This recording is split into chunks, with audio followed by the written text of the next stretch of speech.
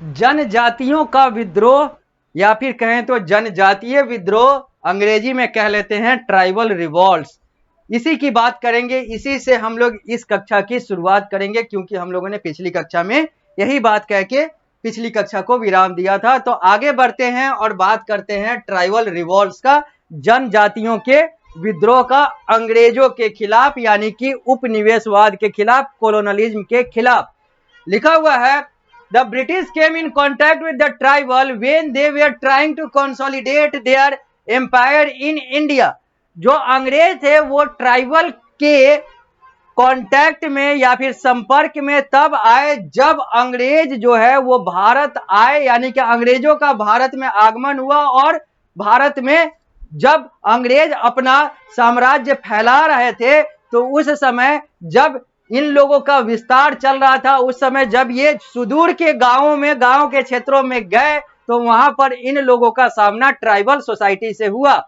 Soon they were followed by traders, money lenders and landlords who established themselves under the protection of the colonial authority and took advantage of the new judicial system to deprive the tribe of large tract of their land.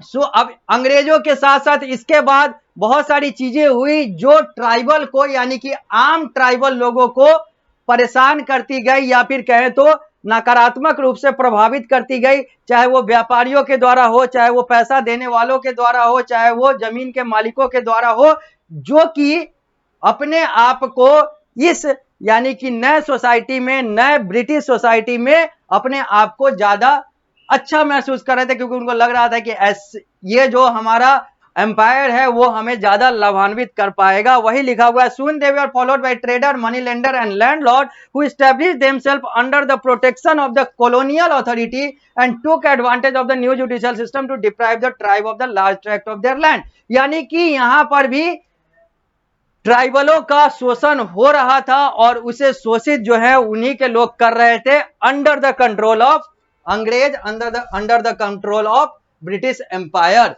दस outsider become their exploiter and master.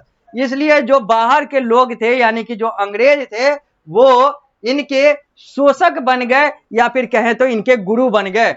But this incursion was not acceptable to the tribal community. लेकिन ये सारी चीजें जो है वो tribal community के द्वारा, जनजातीय समुदाय के द्वारा मान्य नहीं था, यानी कि कहें तो एक्सेप्टेबल नहीं था, बहिष्कार कर रहे थे लोग, यानी कि इसको स्वीकार नहीं कर रहे थे। As soon as the British took over Eastern India, tribal revolt broke out to challenge outsider intrusion। जैसे ही अगर हम लोग बात करें तो अंग्रेजों का शासन भारत के पूर्वी क्षेत्र में गया जहां पे ट्राइबल ज्यादा थे, ट्राइबल रिवोल्ट जो है वो आ गया, या फिर कहें तो ट्राइबलों का रिवोल्ट, यानी कि जो जनजातीय समुदाय थे उन्होंने अपना विद्रोह शुरू कर दिया जब ब्रिटिशर जो है वो ईस्टर्न इंडिया में पहुंचे। In the early year of colonization, no other community in India offer such stout resistance to British rule और faced such tragic consequences as did the numerous adivasi community of what are now Jharkhand, Chhattisgarh, Orissa and Bengal. लिखा हुआ है, in the early year of colonization, जब अंग्रेज शुरू में थे, यानी कि अंग्रेजों के शुरुआती काल में, no other community in India offered such stout resistance, आदिवासियों के अलावा किसी ने भी इस तरीके से, जिस तरीके से आदिवासियों ने विद्रोह किया अंग्रेजों का, वैसा किसी ने नहीं किया था। या फिर कहें तो सीधी सीधी बातें करें तो आदिवासी ने ही सबसे पहले, हमारा इतिहास कहता है कि हमारे आदिवासियों ने ही सबसे पहले अंग्रेजों का विद्रोह किया था, जो अभी के झारखंड, छत्तीसगढ़, उड़ीसा और बंगाल, यानी कि वेस्ट बंगाल वाले 4 राज्यों में बटे हुए हैं, या फिर 4 राज्य जो उस समय के एक साथ इन सारे लोगों के यहाँ के ट्राइबल कम्युनिटी के द्वारा सबसे पहले, बाकी लोगों के द्वारा नहीं, सबसे पहले भारत के आदिवासियों ने ही अंग्रेजों का विद्रोह किया था, विरोध किया था। वही लिखा हुआ है, in the early year of colonization, no other community in India offered such stout resistance. जैसा इन्होंने किया वैसा किसी ने नहीं किया, छिटपुट किया, थोड़ा बहुत किया, लेकिन इन लोगों ने बड़े स्तर पर किया। इन 1772 की बात है, the Pahariya revolt broke out which was followed by a 5-year uprising led by Tilka Manjhi who was hanged in Bhagalpur in 1785। 1772 की बात करें तो सबसे पहले पहाड़िया विद्रोह जो है वो शुरू हुआ अंग्रेजों के खिलाफ, ट्राइबलों का। The Pahariya revolt broke out वो शुरू हुआ, which was followed by a 5-year uprising led by, उसके बाद एक 5 वर्ष का एक और रिवोल्ट शुरू हुआ जिसको हम लोग तिलका मांझी वाला विद्रोह कहते हैं। एक और महान आदिवासी व्यक्ति तिलका मांझी के द्वारा शुरू किया गया एक विद्रोह जो कि पहाड़िया रिवोल्ट के बाद आया, और तिलका मांझी को 1785 में भागलपुर यानी कि अभी के भारत देश के बिहार राज्य के भागलपुर जिला में फांसी पर लटका दिया गया था अंग्रेजों के द्वारा।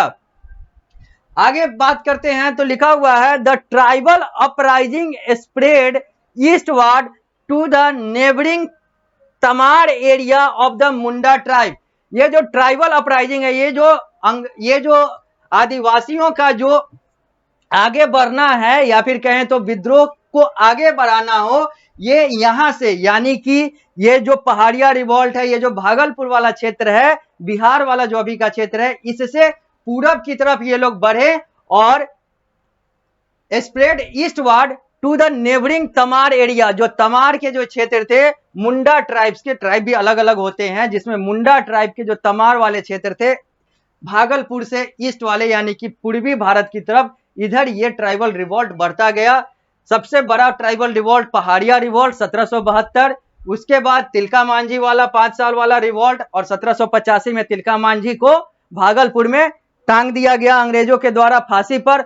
और एक चीज और यहां पर आप लोग नोट कर सकते हैं कि तिलका मांझी के नाम पर ही भागलपुर का यानी कि भागलपुर में स्थापित जो बिहार का एक राजकीय यानी कि स्टेट यूनिवर्सिटी है, राजकीय विश्वविद्यालय है, वो तिलका मांझी के नाम पर ही समर्पित है। यानी कि तिलका मांझी विश्वविद्यालय भागलपुर में है, वो तिलका मांझी को समर्पित वो विश्वविद्यालय है जो बिहार का यानी कि भारत देश का एक सरकारी विश्वविद्यालय है, जो बिहार का सरकारी राजकीय विश्वविद्यालय है, स्टेट यूनिवर्सिटी है।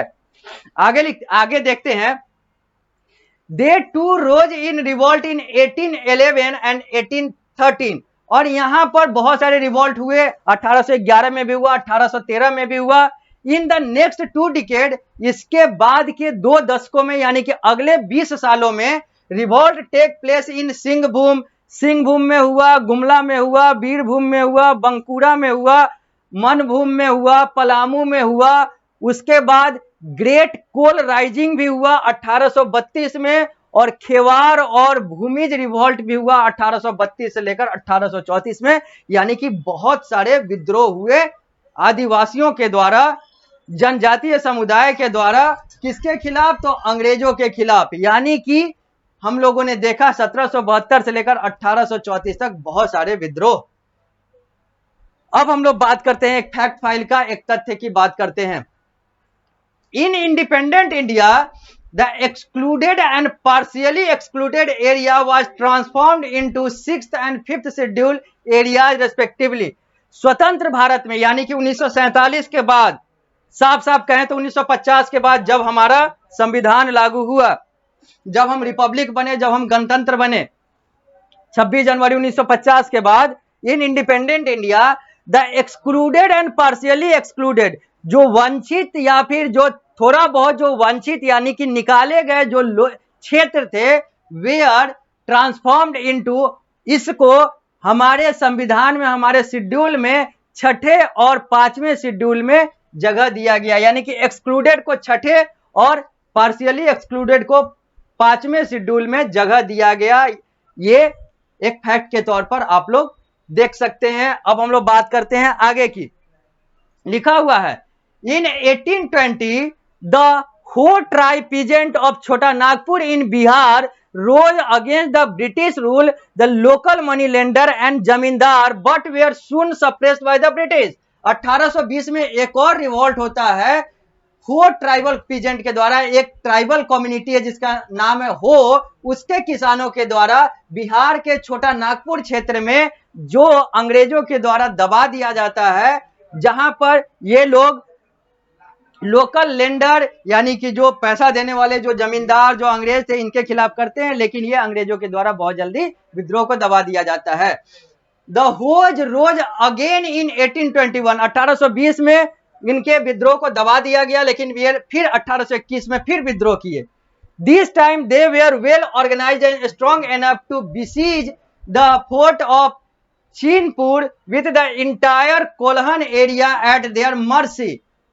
लेकिन इस बार जब 1821 में इन लोगों ने दोबारा विद्रोह किया तो ये अच्छे तरीके से व्यवस्थित होकर और ज्यादा मजबूत होकर और ज्यादा अच्छे रणनीति के साथ इन्होंने किया और इन्होंने चीनपुर के किला को अपने अधीन ले लिया with the entire Kolhan area at their mercy, और इन्होंने अपने कोल्हन एरिया वाले क्षेत्र को भी कब्जे में कर लिया। The zamindar and the raja of Porahat appealed to the British for the help and the Ho uprising was ruthless crush. फिर जमींदार और जो राजा था पोराहाट का इस क्षेत्र का, उसने अंग्रेजों से मदद मांगी इस हो विद्रोह के लिए के खिलाफ, और फिर अंग्रेजों ने मदद की और अंग्रेजों ने इस हो रिवॉल्ट को जो जमींदार और राजा के खिलाफ था उसको फिर समाप्त कर दिया। इन फैक्ट अगर वास्तव में बात करें तो the Chota Nagpur area remained a centre of turbulent uprising throughout the 19th century. अगर वास्तविकता की बात करें तो जो छोटा नागपुर का जो क्षेत्र था ये 19वीं शताब्दी में एक तरीके से कहें तो ट्राइबलों का एक रिवॉल्ट वाला क्षेत्र था, एक विद्रोह वाला क्षेत्र था, बहुत सारे विद्रोह हुए।